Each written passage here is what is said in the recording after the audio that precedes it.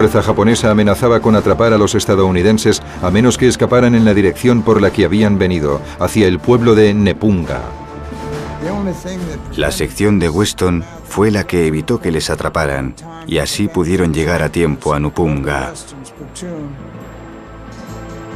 Recomendé por radio al batallón que me trasladaran hacia el sur.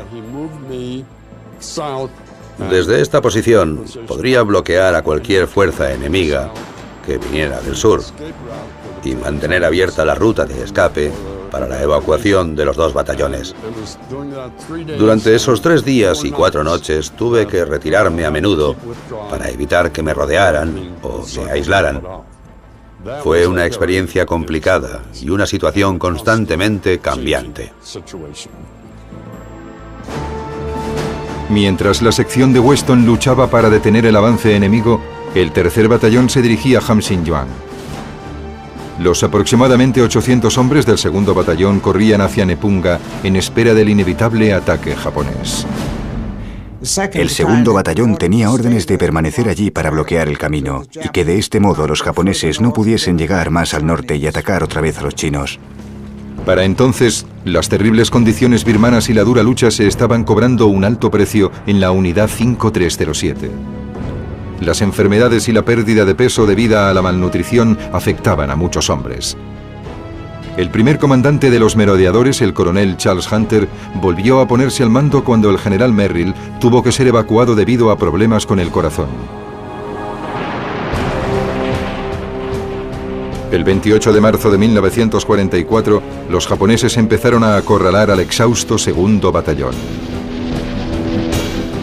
Y la unidad japonesa que yo había estado retrasando puso cerco a todo el batallón al cabo de 12 horas. Así descubrimos que no nos habíamos enfrentado a un batallón, sino a un regimiento. Nepunga pronto fue conocida como la colina de los gusanos, por los varios centenares de japoneses muertos que yacían rodeando el perímetro y por los cadáveres de unos 100 caballos y mulas cubiertos por millones de moscas azules. Tras varios días el olor era tan penetrante que se olía a casi 2 kilómetros de distancia. Durante el asedio, muchos suministros empezaron a escasear dramáticamente, incluido el agua. En Nepunga, los japoneses capturaron el único pozo de agua del lugar, y no había ninguna otra manera de conseguirla. El 30 de marzo, una patrulla de reconocimiento de los merodeadores salió del perímetro de Nepunga con la misión de comprobar si el pozo de agua se podía recuperar. Por desgracia, volvieron por el extremo equivocado del perímetro. Y cuando entraron, los hombres no sabían que eran de los nuestros y les dispararon. Ahí murió mi mejor amigo, además de otros hombres del equipo. Esas cosas pasan, lo sé. Hay gente que se escandaliza, pero así es la guerra, al fin y al cabo. Al llegar el 8º día de asedio, el teniente Edward McLogan ordenó a uno de sus intérpretes Nisei que se infiltrara en la posición enemiga. Hicimos varios trabajos, y uno de ellos era realizar escuchas al enemigo. Nos acercábamos arrastrándonos, y la mayoría de las veces solo se trataba de charlas normales, pero en algunas ocasiones el enemigo nos reveló sus planes. Roy Matsumoto estaba de misión en la jungla una madrugada y escuchó una conversación entre japoneses en la que decían que harían un ataque banzai por la mañana. Por supuesto, pasó informe del incidente al oficial de mando y lo preparamos todo para recibir ese anticipado ataque banzai. Eran fanáticos. Se lanzaban directos hacia las ametralladoras una y otra vez. Teníamos tantos cadáveres delante de nuestras ametralladoras que teníamos que apartarlos para poder seguir disparando. El coraje de Roy Matsumoto había evitado el desastre total. Si no hubiésemos obtenido esa información, probablemente habrían roto el perímetro y quizás se habrían adueñado de toda la zona. Mientras el segundo batallón resistía como podía, el tercer batallón intentó conquistar el bastión japonés lanzando ataques desde su base en Hamsingyang. El enemigo patrullaba todo el camino hasta Samxingyang.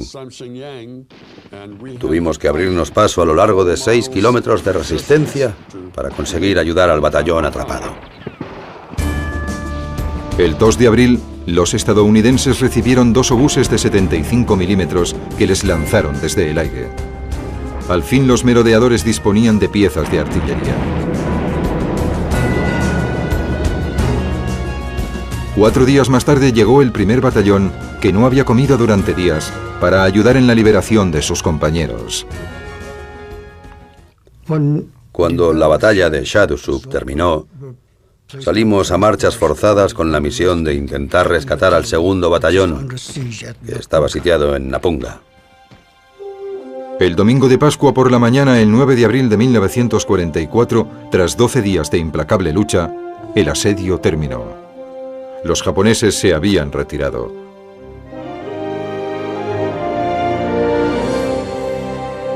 Cuando finalizó la batalla de Nepunga, las bajas y las enfermedades habían reducido a los merodeadores a 1.400 hombres, la mitad de la fuerza original.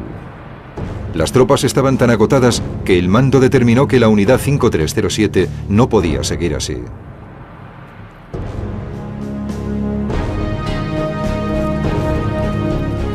Nuevamente circuló el rumor de que los merodeadores serían evacuados de Birmania. No fue así.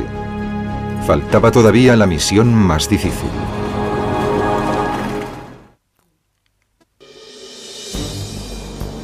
El 17 de abril de 1944, el general Joseph Stilwell y el general Frank Merrill, recuperado de su infarto y nuevamente al mando de los merodeadores, se reunieron para planear la tercera misión.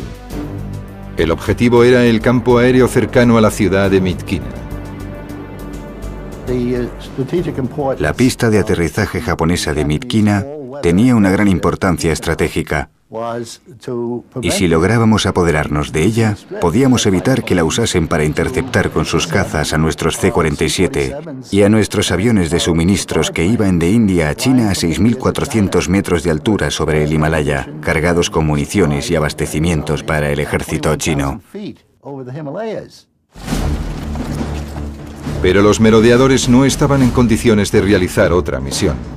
Primero, la unidad tenía que ser reforzada. Cada batallón dispuso de nuevas tropas, sobre todo soldados chinos y luchadores birmanos, conocidos como Kachins. Los Kachins eran la tribu que dominaba el norte de Birmania. Vivían en pueblos de las montañas y conocían bien el territorio. Y tenían un sexto sentido para saber quién se hallaba por la zona. Te decían que los japoneses se acercaban al siguiente pueblo antes de que nadie los viera. Fue una suerte que estuvieran de nuestro lado. Odiaban a los japoneses. Los merodeadores se esforzaron para tener buena relación con sus aliados nativos. Aquí, en un momento de descanso que eran poco habituales, el general Merrill y otros merodeadores bailan con los Kachins. Después de reorganizarse, los merodeadores estaban preparados. En un esfuerzo por levantar la bajísima moral de las tropas, Stilwell y Merrill prometieron a los hombres que les sacarían de Birmania en cuanto capturaran el campo aéreo de Myitkyina. Para llegar a Myitkyina, a 105 kilómetros de distancia, los merodeadores tenían que cruzar las montañas conocidas como los Montes Kumon. Cruzar ese camino de montaña fue una tarea extremadamente dura y difícil. El día que emprendimos la marcha empezaban los monzones. Caían unos 5.000 milímetros de lluvia al año en el norte de Birmania. Bueno, los monzones eran como telones de agua que caían. Intentar caminar bajo ellos era tarea casi imposible. Los encargados de las mulas siempre tenían problemas con los animales. Y cuando llegaron los monzones, las mulas resbalaban y caían. Y algunas murieron despeñadas con nuestros suministros sujetos en sus lomos. Durante el viaje hacia Myitkyina, los merodeadores se enfrentaron a un nuevo enemigo mortal. El tifus o la fiebre Shichimibuchi era el enemigo más peligroso, y no supimos que existía hasta que cruzamos la montaña de camino a nuestra tercera misión. Era un paso de montaña de 2000 metros, y recibimos un mensaje de radio que nos comunicó que habíamos contraído esa enfermedad. Lo que ocurría es que rápidamente la fiebre llegaba hasta los 40 grados. Si no evacuábamos inmediatamente a los afectados, todos ellos morirían. Más de 40 miembros de los merodeadores de Merrill murieron de tifus. Para empeorar las cosas, la capacidad de luchar contra la enfermedad se veía muy mermada por la dieta de los merodeadores. El tema de la comida era increíble y horrible. Únicamente teníamos raciones K, que parecían ladrillos. Las raciones K eran en principio solo para casos de emergencia. En realidad, eran para los pilotos derribados que tenían que sobrevivir 2 o 3 días antes de que los rescataran. No estaban pensadas para hombres que cargaban pesadas mochilas y que llevaban 3 meses luchando. Algunos de los hombres perdieron 15, 20, 30 o incluso 35 kilos. Pero no podíamos hacer nada, teníamos que seguir adelante. Tenías que seguir el ritmo de las tropas o te dejaban atrás. Intentábamos ayudarnos los unos a los otros de vez en cuando. La fuerza japonesa amenazaba con atrapar a los estadounidenses a menos que escaparan en la dirección por la que habían venido, hacia el pueblo de Nepunga.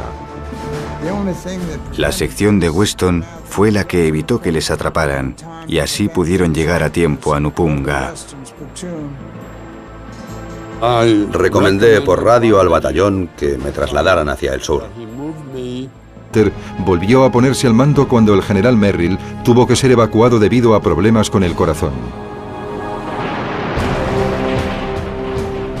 El 28 de marzo de 1944, los japoneses empezaron a acorralar al exhausto segundo batallón. Y la unidad japonesa que yo había estado retrasando puso cerco a todo el batallón, situación constantemente cambiante. Mientras la sección de Weston luchaba para detener el avance enemigo, el tercer batallón se dirigía a Hamsinjuang. Los aproximadamente 800 hombres del segundo batallón corrían hacia Nepunga en espera del inevitable ataque japonés. El segundo batallón tenía órdenes de permanecer allí para bloquear el camino y que de este modo los japoneses no pudiesen llegar más al norte y atacar otra vez a los chinos. Para entonces, las terribles condiciones birmanas y la dura lucha se estaban cobrando un alto precio en la unidad 5307. Las enfermedades y la pérdida de peso debida a la malnutrición afectaban a muchos hombres. El primer comandante de los merodeadores, el coronel Charles Hunt, desde esta posición podría bloquear a cualquier fuerza enemiga que viniera del sur y mantener abierta la ruta de escape para la evacuación de los 2 batallones.